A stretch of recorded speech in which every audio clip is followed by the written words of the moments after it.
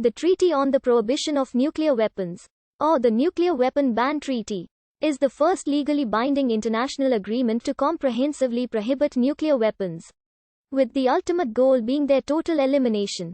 It was adopted on the 7th of July 2017, opened for signature on the 20th of September 2017, and entered into force on the 22nd of January 2021. For those nations that are party to it, the treaty prohibits the development, testing, production, stockpiling, stationing, transfer, use and threat of use of nuclear weapons, as well as assistance and encouragement to the prohibited activities. For nuclear-armed states joining the treaty, it provides for a time-bound framework for negotiations leading to the verified and irreversible elimination of its nuclear weapons program. A mandate adopted by the United Nations General Assembly on the 23rd of December 2016 scheduled 2 sessions for negotiations, 27 to the 31st of March and from the 15th of June to the 7th of July 2017. The treaty passed on schedule on the 7th of July with 122 in favor, 1 against, and 1 official abstention. 69 nations did not vote, among them all of the nuclear weapon states and all NATO members except the Netherlands. The Nuclear Weapon Ban Treaty, according to its proponents, will constitute an unambiguous political commitment to achieve and maintain a nuclear weapon-free world. However, unlike a comprehensive nuclear weapons convention, it was not intended to contain all of the legal and technical measures required to reach the point of elimination. Such provisions will instead be the subject of subsequent negotiations, allowing the initial agreement to be concluded relatively quickly and, if necessary, without the involvement of nuclear-armed nations. Proponents of the ban treaty believe that it will help stigmatize nuclear weapons and serve as a catalyst for elimination.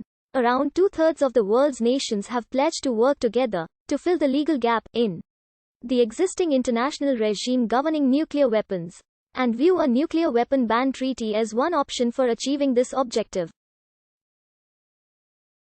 Nuclear weapons, unlike chemical weapons, biological weapons, anti-personnel landmines and cluster munitions, are not prohibited in a comprehensive and universal manner. The Non-Proliferation Treaty of 1968 contains only partial prohibitions, and nuclear weapon-free zone treaties prohibit nuclear weapons only within certain geographical regions. The preamble of the treaty explains the motivation by the catastrophic consequences of a use of nuclear weapons, by the risk of their sheer existence, by the suffering of the hibakusha and the victims of nuclear tests, by the slow pace of nuclear disarmament, and by the continued reliance on nuclear weapons in military and security concepts, like deterrence. It recognizes the disproportionate impact of nuclear weapon activities on indigenous peoples. It expresses compliance with existing law, the UN Charter, international humanitarian law, international human rights law, the very first UN resolution adopted on the 24th of January 1946, the NPT, the Comprehensive Nuclear Test Ban Treaty and its verification regime, as well as nuclear weapon-free zones. Furthermore, the inalienable right of peaceful use of nuclear energy is emphasized.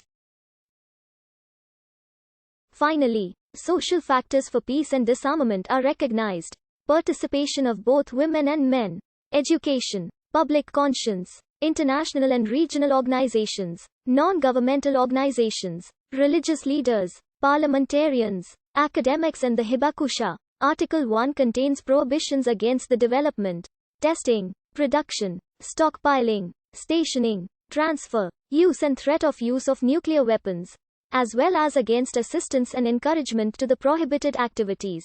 Finally, any direct or indirect control over nuclear weapons or other nuclear explosive devices is forbidden. Article 2 requires each party to declare whether it had nuclear weapons of their own or deployed on its territory, including the elimination or conversion of related facilities. Article 3 requires parties that do not possess nuclear weapons to maintain their existing IAEA safeguards and, if they have not already done so, to accept safeguards based on the model for non-nuclear weapon states under the NPT. Article 4 sets out general procedures for negotiations with an individual nuclear-armed state becoming party to the treaty, including time limits and responsibilities. If that state has eliminated its nuclear weapons before becoming a party to the treaty, an unspecified, competent international authority will verify that elimination, and the state must also conclude a safeguards agreement with the IAEA to provide credible assurance that it has not diverted nuclear material and has no undeclared nuclear material or activities. If that state has not yet destroyed its arsenal, it must negotiate with that competent international authority a time-bound plan for the verified and